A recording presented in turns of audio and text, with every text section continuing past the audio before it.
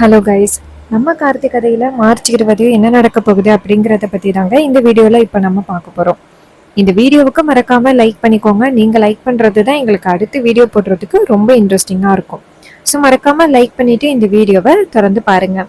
என்ன நடக்குது அப்படின்னு பார்த்துக்கிட்டிங்கன்னா, நம்ம ஹீரோயின் இருக்காங்கல்ல, ரூம்குள்ளே கேமரா இருக்கிறத கண்டுபிடிச்சிடுறாங்க. அப்படியே வீடியோ எடுத்துகிட்டு வெளியில் வராங்க. வெளியில் வந்துட்டு ரோஹிணி கிட்ட சொல்கிறாங்க, அக்கா யார் வந்துட்டு இதை பண்ணது அப்படிங்கிறது இது கண்டிப்பாக ரெக்கார்ட் ஆகியிருக்கும் பாருக்கா அப்படின்னு. ரோஹிணி சொல்கிறாங்க, சரி பாப்போம் வா அப்படின்ட்டு ஃபோனை ஆன் பண்ணி பார்க்குறாங்க.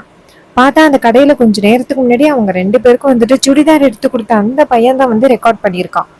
இதை பார்த்ததும் ரோஹிணி சொல்கிறாங்க, ஏய் நம்ம கொஞ்ச நேரத்துக்கு முன்னாடி ஒரு தன்ட்ட சுடிதார் எடுத்த முன்னாடி உன்னை கூட போயிட்டு ட்ரையல் பார்த்துட்டு வாங்க அப்படின்னு ரொம்ப கம்பல் பண்ணான்னு அவன் தாண்டி இந்த கேமராவை வச்சிருக்கான்.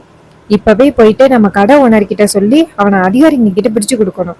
அப்ப ஹீரோயின் சொல்றாங்க, ஆமாக்கா கண்டிப்பா இந்த கடை ஓனருக்கு தெரியாம தான் இதெல்லாம் நடந்துகிட்டு இருக்கு. அப்படி தெரிஞ்சிச்சுன்னா கண்டிப்பா இந்த மாதிரி ஆளையெல்லாம் அவர் வந்து வேலைக்கு வச்சுக்க மாட்டாரு. நம்ம நிறைய தடவை இந்த வேலைக்கு கடைக்கு வந்திருக்கிறோம் நம்ம ட்ரெஸ் எல்லாம் எடுக்கிறதுக்கு. பட் இந்த மாதிரி நடந்ததே கிடையாது. கண்டிப்பா இவனுங்க வந்துட்டு வேலைக்கு வர மாதிரி வந்து இந்த மாதிரி தப்பான வேலையை பண்ணிக்கிட்டு இருக்கானுங்க. இப்பவே கடை ஓனர் கிட்ட போய் சொல்லிட்டு அவனை அதிகாரிங்க கிட்ட பிடிச்சு கொடுக்கணும். இதை கேட்டதும் நம்ம ரோஹிணி சொல்றாங்க, ஆமாண்டி வாடி அப்படின்னு சொல்லிட்டு இங்க இருந்து கிளம்புறாங்க. நேரா அதிகாரி அந்த கடை ஓனரை போய் பாக்குறாங்க. கடை ஓனர் ஹீரோயினை பார்த்து, வாங்கம்மா ட்ரெஸ் எல்லாம் எடுத்துட்டீங்களா, உங்களுக்கு பிடிச்ச கலர்ல ட்ரெஸ் இருந்துச்சுல்ல அப்படின்னு. அப்ப ரேவதி சொல்றாங்க, சார் என்ன சார் இந்த கடையில நடக்குது, ட்ரெஸ் எடுக்க வந்த இடத்துல ட்ரையல் பார்க்கலாம் அப்படின்ட்டு போனா ரூம்குள்ள கேமரா வச்சிருக்கீங்க. இது கேட்டதும் அந்த கடை ஓனர் ஷாக் ஆகி, என்னம்மா இப்படி சொல்ற, இங்க பாருமா இத்தனை வருஷமா அந்த கடையெல்லாம் நடத்திக்கிட்டு இருக்கேன், அந்த மாதிரியெல்லாம் ஒரு தப்பான விஷயம் இது வரைக்கும் நடந்ததே இல்லை, தேவையில்லாம இந்த மாதிரி எங்க கடமையில பழிபடாதம்மா. அதுக்கு ரேவதி சொல்றாங்க, இங்க பாருங்க சார், நடந்தது உண்மை. உங்க கடையில யார் அப்படி கேமரா வச்சு பண்ணிக்கிட்டு இருக்கிறதுன்னு எனக்கு நல்லா தெரியும். தெரிஞ்சுதான் நான் ஆதரத்தோட வந்திருக்கேன். அவனை கூப்பிடுறேன் இருங்க அப்படின்னு சொன்னதோட அந்த ஓனர் சொல்றாரு, சரிம்மா நீ கூப்பிடு, நான் யாருன்னு தெரிஞ்சுக்கிறேன், அவனை நான் விசாரிக்கிறேன் அப்படின்னு. அப்ப ரேவதி சொல்றாங்க, சார் இந்த மாதிரி செகண்ட் ஃப்ளோர்ல வந்துட்டு உமன்ஸுக்கு ட்ரெஸ்ஸஸ் எடுத்து கொடுத்துக்கிட்டு இருக்காங்க, அவன் தான். இதை கேட்டதும் அவரு சொல்றாரு, சரி நான் பாத்துக்கிறேன் இரு அப்படின்னு சொல்லிட்டு நேரா மைக்ல சொல்றாரு, செகண்ட் ஃப்ளோர்ல இருக்கிறவன் வா அப்படின்ட்டு. உடனே அந்த பையன் இங்கேருந்து வரான். வந்துட்டு நேரா நம்ம ரேவதியை பார்க்குறான். இந்த பொண்ணு கொஞ்சம் நேரத்துக்கு முன்னாடி சுடிதார் எடுத்த பொண்ணு தானே, இந்த பொண்ணு எதுக்காக இங்கே வந்து நிற்கிது அப்படின்னு. அப்போ கடவுனை கேட்குறாரு, டே என்னடா காரியம் பண்ணிக்கிட்டு இருக்க, நீ ரூம்குள்ளே கேமரா வச்சு பொண்ணுங்க வந்துட்டு வீடியோ எடுக்கிறதா இந்த பொண்ணு சொல்கிறாங்க என்ன அப்படின்னு. அதுக்கு அவர் ஷாக் ஆகி மனசில் யோசிக்கிறாரு, ஐயோ அப்போ இந்த லேடி தான் வந்துட்டு அந்த கேமராவை மறைச்சி வச்சிருப்பா போல அப்படின்னு அவர் நினைக்கிறாரு. அப்போ அவர் வந்து கடை ஓனர்கிட்ட, சார் அப்படியெல்லாம் ஒன்றும் நடக்கவே இல்லை, இந்த மாதிரி தேவையில்லாமல் என் மேலே பழி போடுது சார், இத்தனை வருஷமா உங்கள் கடையில் நான் வேலை பார்த்துக்கிட்டு இருக்கேன், என்னை பற்றி உங்களுக்கு தெரியாதா, இந்த லேடி சொல்கிறேன் அப்படின்னு என்னை வந்துட்டு சந்தேகப்படுறீங்களா அப்படின்னு. அதுக்கு அவர் சொல்கிறாரு, இங்கே பாரு தம்பி, இந்த பொண்ணு சொன்னதை வச்சு தான் நான் கேட்குறேன், சொல்லு அந்த பொண்ணு சொல்கிறது உண்மையா அப்படின்னு. இதை கேட்டுட்டும் அவரு சொல்கிறாரு, இங்கே பாருங்க சார், இந்த பொண்ணு சொல்கிற மாதிரியெல்லாம் எந்த தப்பும் நடக்கவே இல்லை, நான்லாம் எந்த கேமராவும் வைக்கலையே. அப்போ ரேவதி சொல்கிறாங்க, சார் இவன் கேமரா கொண்டாந்து வச்சுட்டு அதை எடுத்ததை நான் வீடியோவை ரெக்கார்ட் பண்ணியிருக்கேன், இங்கே பாருங்க அப்படின்னு சொல்லிட்டு ரேவதி நேராக அந்த கடை ஓனர்கிட்ட வீடியோவை காமிக்கிறாங்க. அதில் அந்த பையன் வந்துட்டு ரூமுக்குள்ளே அந்த கேமராவை வச்சுட்டு எடுக்கிறது அப்படியே ரெக்கார்ட் ஆகிருக்கு. இதை பார்த்ததும் அந்த பையன் செம்ம ஷாக் ஆகுறான், என்னடா இது, இந்த லேடி வந்துட்டு நம்ம பண்ணது எல்லாத்தையுமே ஆதாரமாக வீடியோ எடுத்துட்டாளே அப்படின்னு அவர் ஷாக் ஆகுறாரு. அப்போ ரோகிணி சொல்கிறாங்க, சார் இந்த மாதிரி ஆளையெல்லாம் நம்ம அதிகாரிங்க கிட்ட பிடிச்சு கொடுக்கணும், இவனுக்கெல்லாம் நம்ம கொஞ்சம் கூட இறக்கமே காட்டக்கூடாது, இவனால பல பெண்களோட வாழ்க்கை வந்துட்டு இங்கே காடி ஆகிட்டு இருக்கு, இந்த மாதிரி ஆளுக்கு நம்ம பாவமே பார்க்க கூடாது அப்படின்னு. அதுக்கு கடை ஓனர் சொல்றாரு, அம்மா நான் கிட்டத்தட்ட 50 வருஷத்துக்கு மேல இந்த கடையை நான் பார்த்துக்கிட்டு இருக்கேம்மா, இந்த மாதிரி ஒரு தப்பு கூட நடந்ததே இல்லை, இவன் புதுசா வேலைக்கு சேர்ந்தவன், அதான் இப்படி ஒரு காரியத்தை பண்ணியிருக்கான், டேய் என் கடையோட பேரையே கெடுக்க பார்த்தியல்ல, உன்னை கண்டிப்பா நான் மன்னிக்க மாட்டேன், இப்பவே நான் அதிகாரிங்களை கூப்பிடுறேன் அப்படின்னு சொல்ல ரேவதி சொல்றாங்க, ஆமா சார் நான் கம்ப்ளைண்ட் கொடுக்குறேன், நீங்க கவலைப்படாதீங்க. அதுக்கு அவர் சொல்றாரு, இங்க பாருமா, இந்த மாதிரி ஒரு தவறான விஷயம் நடந்ததுக்கு நான் உங்ககிட்ட மன்னிப்பு கேட்டுக்கிறேன்.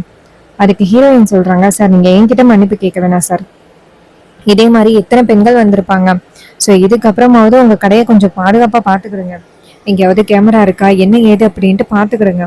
அவர் சொல்றாரு சரிங்கம்மா நான் பார்த்துக்கிறேம்மா அப்படின்ட்டு.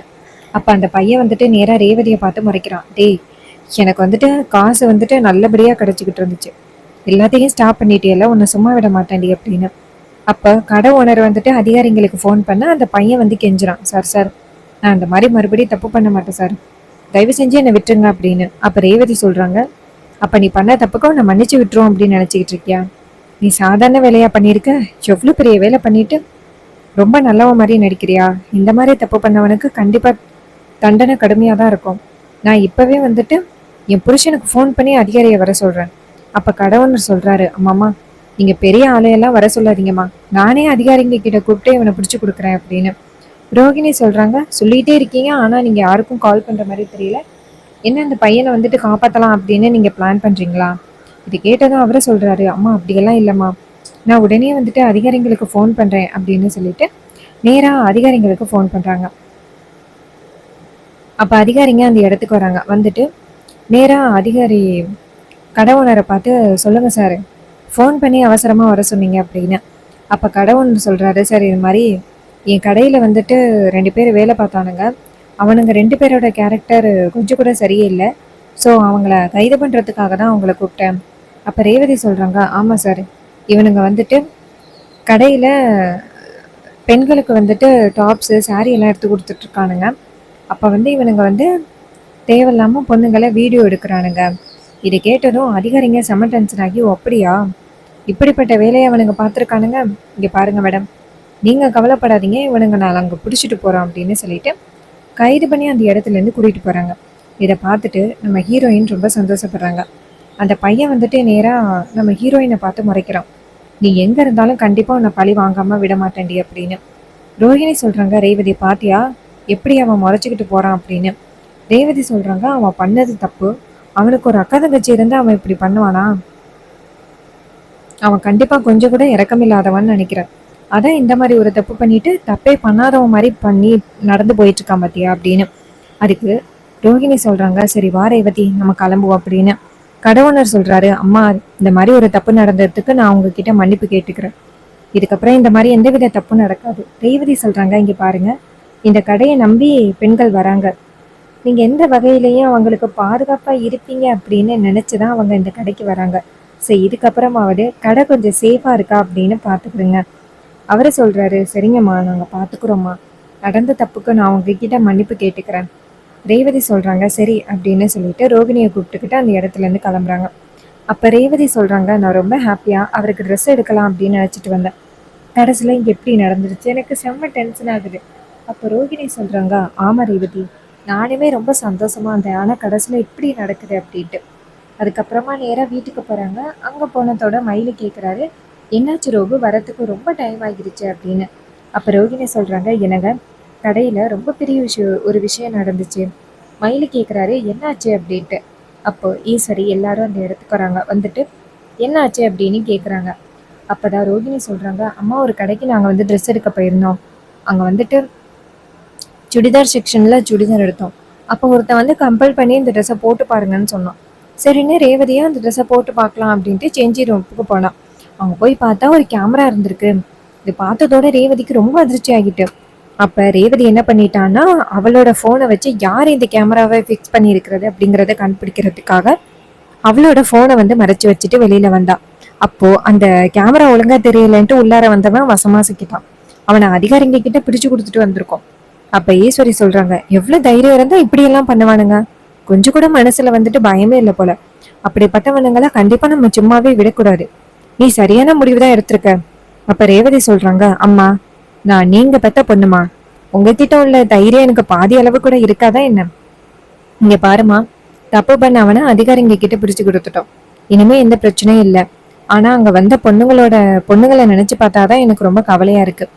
அதுக்கு ஈஸ்வரி சொல்கிறாங்க, இங்கே பாரு, இது வரைக்கும் நடந்த தப்பை யாராலையும் தடுக்க முடியாது, ஆனால் இதுக்கப்புறம் நடக்க இருந்ததை நீ தடுத்துருக்கல, உன்னை நினச்சா எனக்கு ரொம்ப பெருமையாக இருக்குது அப்படின்னு. இது கேட்டுட்டே ரேவதியும் சரிம்மா அப்படின்னு சொல்லிட்டு பேசிக்கிட்டு இருக்காங்க. இன்னொரு பக்கம் நம்ம ஹீரோ என்ன பண்ணுறாருன்னா, நேராக ரேவதி கிட்ட, இங்கே பாரு, இதனால உனக்கு எதுவும் ஆபத்து வந்தால் என்ன பண்ணுறது? ரேவதி சொல்கிறாங்க, என்னங்க இப்படி சொல்கிறீங்க, அதுக்காக கண்ணு முன்னாடி நடக்கிற தப்பை பார்த்துக்கிட்டு இருக்க சொல்கிறீங்களா? கண்டிப்பா என்னால அப்படியெல்லாம் பார்த்துக்கிட்டு இருக்க முடியாது. நான் உங்களோட பொண்டாட்டி. எந்த தப்பு நடந்தாலும் அதை எதிர்த்து கேட்பேன் கண்டிப்பா. அப்ப ஹீரோ சொல்றாரு, சரி சரி அப்படின்னு சொல்லிட்டு சிரிச்சிட்டு பேசிக்கிட்டு இருக்காங்க. இன்னொரு பக்கம் அந்த வில்லன் இருக்கான்ல, அந்த வீடியோ எடுத்தவனை, அவனை கொண்டு போய் அதிகாரிங்க கைது பண்றாங்க. அதுக்கு அந்த பையன் சொல்றான், இங்க பாருங்க சார், எனக்கும் இதுக்கும் எந்தவித சம்மந்தமும் இல்லை சார். ஒருத்தன் என்னை மிரட்டி செய்ய சொன்னார் சார், அதனாலதான் சார் இப்படி செய்ய சொன்னேன், என்னை விட்டுருங்க அப்படின்ட்டு. அவனை அதிகாரிங்க பிடிச்சிட்டு போன விஷயம் இன்னொரு பையனுக்கு தெரியும்ல, அந்த பையன் நேரா அந்த இந்த பையனுக்கு லீடரா இருக்கிறவனுக்கு ஃபோன் பண்றாங்க. அவன் ஃபோன் அட்டன் பண்ணி, என்னாச்சு, ஏதோ மறுபடியும் ஏதோ வீடியோ அனுப்புறேன்னு சொன்ன, ஒரு வீடியோ கூட அனுப்பவே இல்லை. அதுக்கு அவன் சொல்றான், சார் இங்க உங்களோட ஆளு அதிகாரிங்க கிட்ட மாட்டிக்கிட்டான் சார், அவனை எப்படியாவது ரிலீஸ் பண்ணணும் சார், நீங்க தான் சார் ரிலீஸ் பண்ணணும். இதை கேட்டதும் அவரு சொல்றாரு, என்னையா சொல்ற? அதுக்கு அவன் சொல்றான், ஆமா சார், கடைசி நேரத்துல இப்படி ஒரு விஷயம் நடக்கும் அப்படின்னு நான் கொஞ்சம் கூட எதிர்பார்க்கவே இல்லை சார். சார் நீங்க தான் சார் என் நண்பனை காப்பாற்றணும் அப்படின்னு. அவர் சொல்றாரு, சரி சரி, எந்த இடம்னு சொல்லி நான் பாத்துக்கிறேன். அவரும் சரி அப்படின்னு சொல்லிட்டு நேரா இடத்த சொன்னதோட அவரை நேரா அங்க போறாரு. அங்க போனதும் அதிகாரிங்களை பாக்குறாங்க. அதிகாரிங்க இவரை பார்த்ததோட, சார் வணக்கம் சார், ரொம்ப நாள் ஆயிட்டு உங்களை பார்த்து அப்படின்னு. அதுக்கு அவர் சொல்றாரு, என்ன நினைச்சுக்கிட்டு இருக்கீங்க, எனக்கு ரொம்ப தெரிஞ்ச பையனை கைது பண்ணி கூட்டிட்டு வந்திருக்கீங்க. அதுக்கு அவங்க சொல்றாங்க, சார் இந்த பையன் செஞ்சது ரொம்ப பெரிய தப்பு சார், ஆதாரத்தோட மாட்டிக்கிட்டான், ஸோ அதனால ஒன்றும் பண்ண முடியாது. அதுக்கு அவர் சொல்றாரு, இங்க பாருங்க, நான் ஜாமீனோட வந்திருக்கேன், அவனை வெளியில விடுங்க அப்படின்னு சொன்னதும் அவரும் சரிங்க சார், நீங்க சொன்னதுனால நாங்கள் ஜாமீன்ல விடுறோம் அப்படின்னு சொல்லிட்டு ரிலீஸ் பண்றாங்க. ரிலீஸ் பண்ணதும் அந்த பையன் நேரா அவர்கிட்ட, சார் நான் கண்டிப்பா அவளை சும்மா விட மாட்டேன், என் மானத்தையே வாங்கிட்டா, அவளை நான் விட மாட்டேன். அதுக்கு அவர் சொல்றாரு, இங்க பாரு, உன் மானத்தை வாங்கினவளை கண்டிப்பா நீ ஏதாவது பண்ணி ஆகணும். அதுக்கு அந்த பையன் சொல்றான், சார் நான் கண்டிப்பா சும்மா விட மாட்டேன், எனக்கு நல்லபடியா பணம் வந்துகிட்டு இருந்துச்சு, நல்லா நான் பணம் சம்பாரிச்சுக்கிட்டு இருந்தேன், அவ இடையில எனக்கு இவ்வளவு பெரிய பிரச்சனைய கொடுத்துட்டா, அவளை சும்மா விட மாட்டேன் அப்படின்னு இந்த பையன் சொல்றான். இன்னொரு பக்கம் அந்த லீடர் சொல்றாரு, சரி சரி, நீ கவலைப்படாத, நீ வேற ஏதாவது ஒரு வகையில எனக்கு வீடியோ அனுப்புன அப்படின்னா கண்டிப்பா உனக்கு பணம் கிடைக்கும். மறுபடியும் வீடியோ இல்லை அப்படின்னா உனக்கு பணம் கிடையாது. ஏதோ எனக்கு நீ நிறைய வீடியோ அனுப்பியிருக்க அப்படிங்கிறதுக்காக நான் உன்னை அப்ப காப்பாத்தி விட்டேன். மறுபடியும் இந்த மாதிரி எந்த வேலையும் பண்ணாம நான் உன்னை காப்பாத்துவேன் அப்படின்னு நினைச்சுக்கிட்டு இருக்காங்க. இது கேட்டுதான் அந்த பையன் சொல்றான், சார் சார் என்ன சார் எப்படி சொல்றீங்க, உங்களுக்கு வீடியோ என்ன, நான் அந்த பொண்ணையே உங்ககிட்ட கூட்டிட்டு வரேன். இதை கேட்டதும் அவரும் சரி சரி கூட்டிட்டு வா, அப்புறம் பார்க்கலாம் அப்படின்னு சொல்லிட்டு அவர் அந்த இடத்துல இருந்து போறாரு. அப்ப அந்த பையன் நினைக்கிறான், கண்டிப்பா அவளை நான் சும்மா விட மாட்டேன், நான் எவ்வளவு ஹாப்பியா வீடியோ எடுத்து அனுப்பிக்கிட்டு இருந்தேன், கடைசியில என் வேலைக்கே அவள் இவ்வளவு பெரிய ஆப்பு வச்சுட்டால, நான் கண்டிப்பா அவளை சும்மா விட மாட்டேன் அப்படின்ட்டு அவர் என்ன பண்றாருன்னா, நம்ம ஹீரோயின் இருக்காங்கள, அவங்க யாரு எவரு அப்படின்னு கண்டுபிடிச்சு நம்ம ஹீரோயினுக்கு பிரச்சனை கொடுக்கறதுக்காக முயற்சி பண்றாரு. இன்னொரு பக்கம் நம்ம ஹீரோயின் அவங்க ஹஸ்பண்ட் கிட்ட, எனக்கு இன்னைக்கு ரொம்ப பெரிய தப்பு நடக்க பார்த்துச்சு, அது எல்லாத்தையுமே எப்படியோ நாங்கள் கண்டுபிடிச்சிட்டோம், எத்தனை பெண்கள் இதனால பாதிக்கப்பட்டிருப்பாங்க, எப்படிதான் அவனுங்களுக்கு இந்த மாதிரி ஒரு யோசனை பண்ணணும் முடிவு பண்ணணும் அப்படின்னு எப்படிதான் அவனுங்களுக்கெல்லாம் தோணுதோ தெரியல. அப்ப ஹீரோ சொல்றாரு, இங்க பாரு, நீ தேவையில்லாம கோவப்படாத, நம்ம தான் அதிகாரிங்க கிட்ட சொல்லியாச்சுல்ல, அதிகாரிங்க அவனுங்களுக்கு என்ன தண்டனை கொடுக்கணுமோ பார்த்துப்பானுங்க, நீ மட்டும் கொஞ்சம் வெளியில போகும் பொழுது ஜாக்கிரதையா போ, யாரையும் நம்பி எங்கேயும் போகாத. அப்ப ஹீரோயின் சொல்றாங்க, சரிங்க, என் மேல அந்த அளவுக்கு உங்களுக்கு பாசமா? அப்ப ஹீரோ சொல்றாரு, இல்லையா பின்ன, எனக்கு உன் மேல அந்த அளவுக்கு பாசம்தான் இருக்கு, ஏன் நான் உன் மேல பாசமே இல்லை அப்படின்னு நினைச்சுக்கிட்டு இருக்கியா? அப்ப ஹீரோயின் சொல்றாங்க, என்னங்க எப்படி சொல்றீங்க, எனக்கு உங்களை ரொம்ப பிடிக்குங்க அப்படின்னு சொல்லிட்டு பேசிக்கிட்டு இருக்காங்க. ஸோ இந்த கதை உங்களுக்கு பிடிச்சிருக்கா? இந்த கதை பிடிச்சிருந்துச்சுன்னா எங்க வீடியோவுக்கு மறக்காம லைக் பண்ணிக்கோங்க. நீங்க லைக் பண்றது தான் எங்களுக்கு அடுத்த வீடியோ போடுறதுக்கு ரொம்ப இன்ட்ரெஸ்டிங்கா இருக்கும். ஸோ நம்ம கிட்ட டிஃப்ரெண்ட் டிசைன்ஸ் அண்ட் டிஃப்ரெண்ட் கலர்ஸ்ல ஹேர் கிளிப்ஸ் அவைலபிளா இருக்கு. எல்லாமே அஃபோர்டபுள் ரேட்ல உங்களுக்கு கிடைக்கும். Daisy clips, 5 petal claw clip அப்படின்னு டிஃப்ரெண்ட் டிசைன்ஸ்ல நம்ம கிட்ட கிளிப்ஸ் அவைலபிளா இருக்கு. வேணும் அப்படின்னா சீக்கிரம் ஆர்டர் பிளேஸ் பண்ணி பர்ச்சேஸ் பண்ணுங்க. இதே மாதிரி நம்ம வேற ஏதாவது ஒரு கதையில பார்ப்போம். தேங்க்யூ ஃபார் வாட்சிங்.